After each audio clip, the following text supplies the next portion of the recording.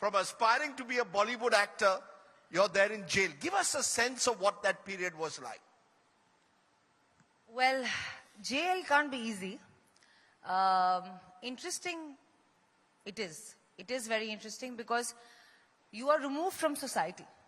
You're no longer part of society. You're put into this place because you are no longer fit to be in society for whatever reason society deems you unfit.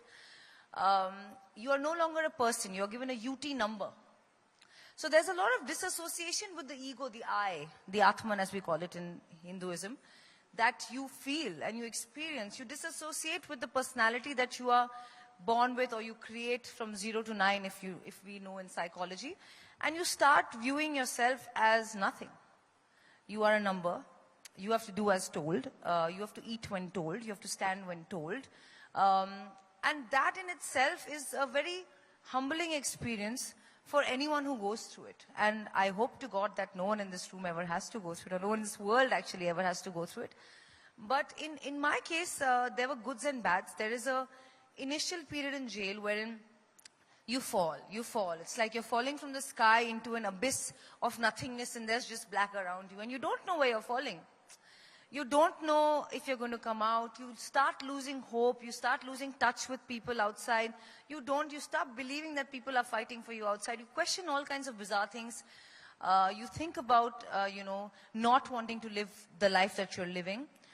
But then there is a time came for me in jail wherein I learned a lot from seeing the women that I saw in prison. So I was in an under trial prison, Rajdeep, which is not convicted.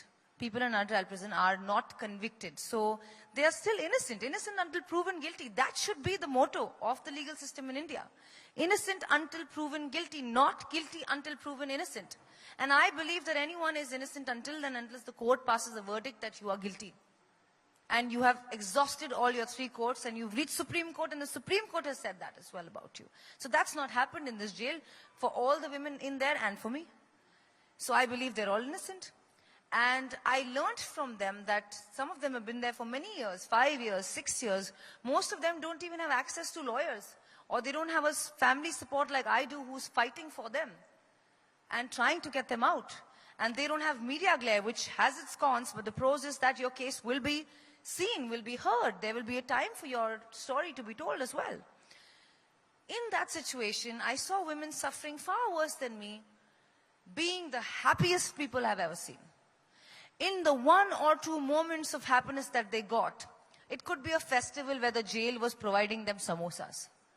The way they would eat that samosa, they would gobble that samosa with happiness and passion and desperation, and I've not seen a more stronger life force in any human being around me, not even enlightened gurus.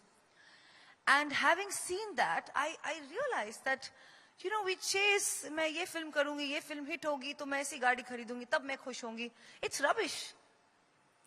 You are given a few moments of happiness in your life, snatch them. And that's what I learned from jail. I'm here to snatch it.